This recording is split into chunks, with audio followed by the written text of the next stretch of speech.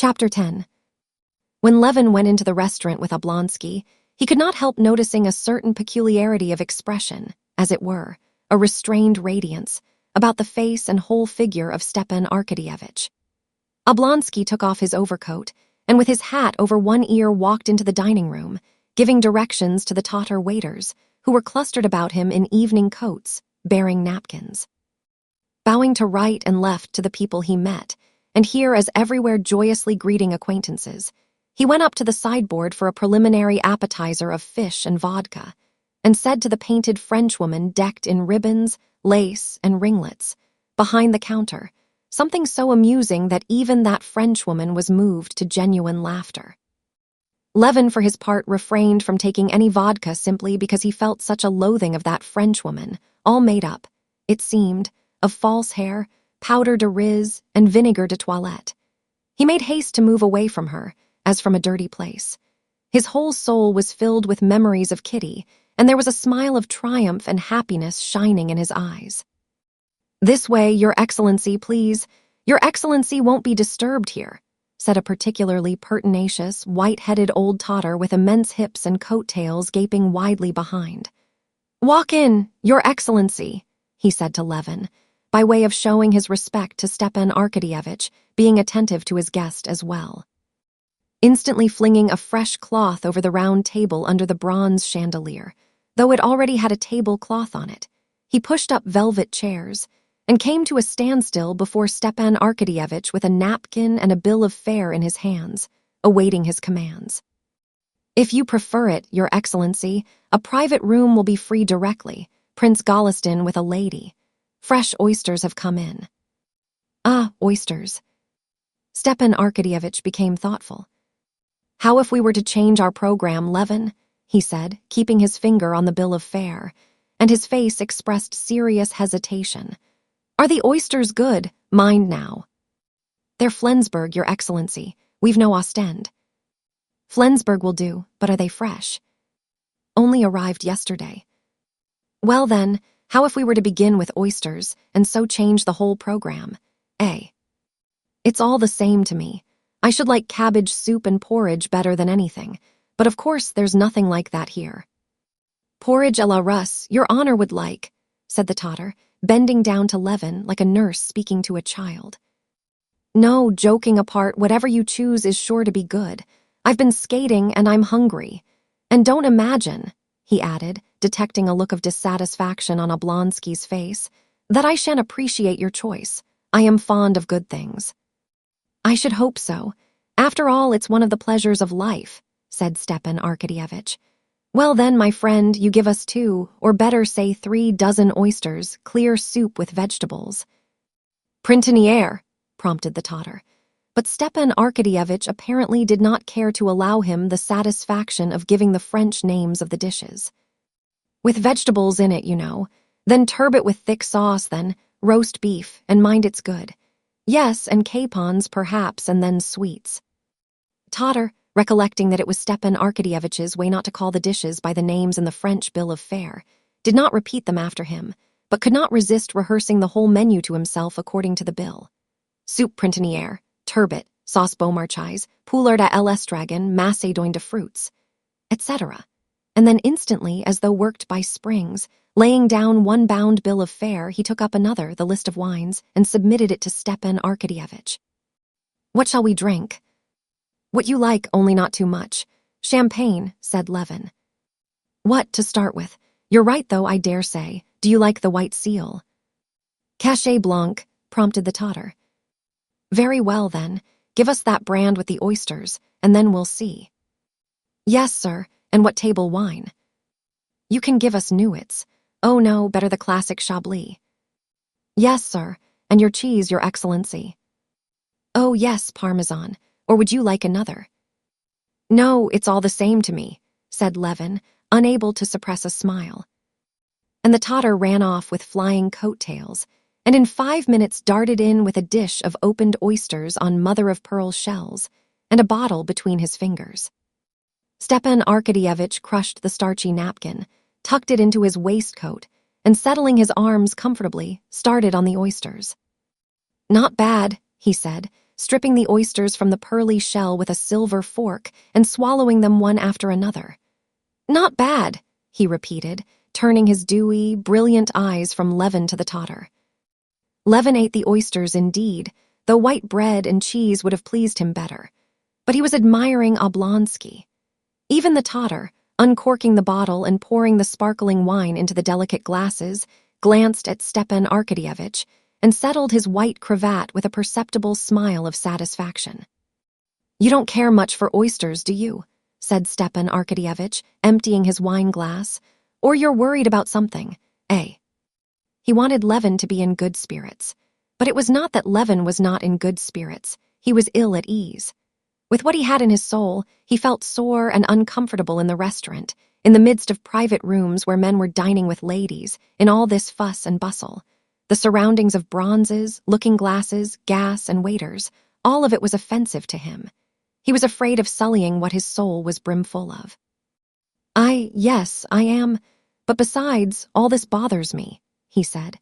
"You can't conceive how queer it all seems to a country person like me, as queer as that gentleman's nails I saw at your place."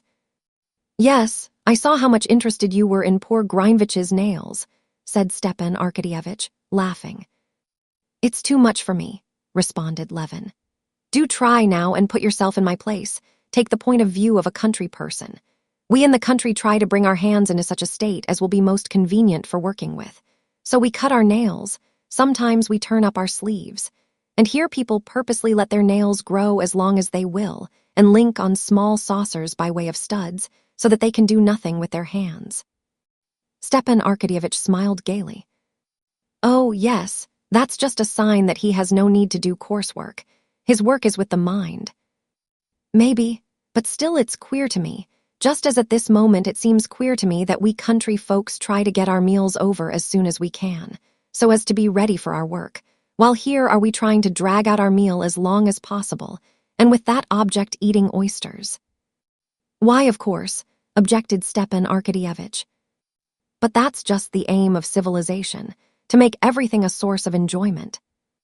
"Well, if that's its aim, I'd rather be a savage." "And so you are a savage. All you Levins are savages." Levin sighed. He remembered his brother Nikolay and felt ashamed and sore, and he scowled. But Oblonsky began speaking of a subject which at once drew his attention. "Oh, I say, are you going tonight to our people, the SH teacher Batsky's, I mean?" he said, his eyes sparkling significantly as he pushed away the empty rough shells and drew the cheese towards him. "Yes, I shall certainly go," replied Levin, though I fancied the princess was not very warm in her invitation. "What nonsense, that's her manner. Come, boy, the soup. That's her manner, grand dame," said Stepan Arkadyevitch. "I'm coming too, but I have to go to the Countess Bonina's rehearsal. Come, isn't it true that you're a savage? How do you explain the sudden way in which you vanished from Moscow? The SH teacher Batskys were continually asking me about you, as though I ought to know. The only thing I know is that you always do what no one else does." "Yes," said Levin, slowly and with emotion, "you're right. I am a savage. Only my savageness is not in having gone away, but in coming now. Now I have come." "Oh, what a lucky fellow you are," broke in Stepan Arkadyevitch, looking into Levin's eyes. "Why?" "I know a gallant steed by tokens sure, and by his eyes I know a youth in love," declaimed Stepan Arkadyevitch. "Everything is before you." "Why, is it over for you already?" "No, not over exactly, but the future is yours, and the present is mine, and the present, well, it's not all that it might be." "How so?" "Oh, things go wrong, but I don't want to talk of myself, and besides I can't explain it all," said Stepan Arkadyevitch. "Well, why have you come to Moscow, then? Hi, take away," he called to the Tatar. "You guess," responded Levin, his eyes like deep wells of light fixed on Stepan Arkadyevitch. "I guess, but I can't be the first to talk about it. You can see by that whether I guess right or wrong," said Stepan Arkadyevitch, gazing at Levin with a subtle smile. "Well, and what have you to say to me?" said Levin in a quivering voice, feeling that all the muscles of his face were quivering too. "How do you look at the question?" Stepan Arkadyevitch slowly emptied his glass of Chablis, never taking his eyes off Levin. "I," said Stepan Arkadyevitch. "There's nothing I desire so much as that nothing. It would be the best thing that could be." "But you're not making a mistake. You know what we're speaking of," said Levin, piercing him with his eyes. "You think it's possible." "I think it's possible. Why not possible?" "No, do you really think it's possible? No, tell me all you think. Oh, but if refusal's in store for me. Indeed, I feel sure." "Why should you think that?" said Stepan Arkadyevitch, smiling at his excitement. "It seems so to me sometimes. That will be awful for me, and for her too." "Oh, well, anyway, there's nothing awful in it for a girl. Every girl's proud of an offer." "Yes, every girl, but not she." Stepan Arkadyevitch smiled. He so well knew that feeling of Levin's that for him all the girls in the world were divided into two classes.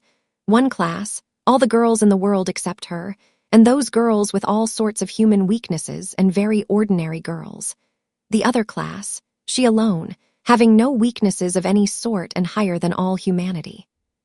"Stay, take some sauce," he said, holding back Levin's hand as it pushed away the sauce.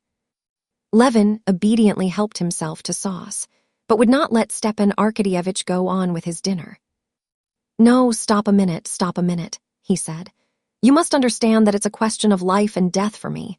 I have never spoken to anyone of this, and there's no one I could speak of it to except you. You know we're utterly unlike each other, different tastes and views and everything, but I know you're fond of me and understand me, and that's why I like you awfully. But for God's sake, be quite straightforward with me."